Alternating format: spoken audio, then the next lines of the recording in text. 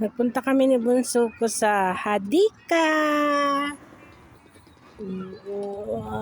Punta kami sa Hadika.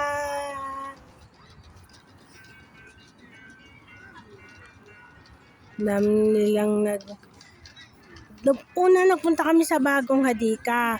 Pero wala siyang katao-tao, konti lang. Dito ang dami. Gusto nila dito sa lumang Hadika. Ayun, may tren na nadaan.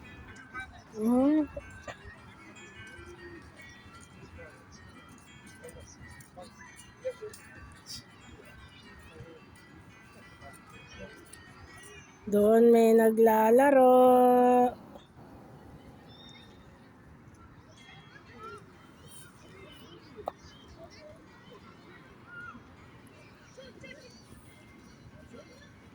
Hindi masyado may tutok ang camera kasi baka kalain ng ibang amo siya yung kinukunan.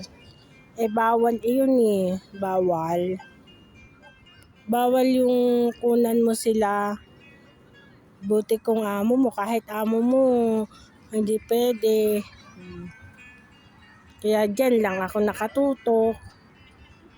Hindi ka pwedeng tumutok sa iba. Kasi ang cute cute ng bata. Nababay na. Hadika.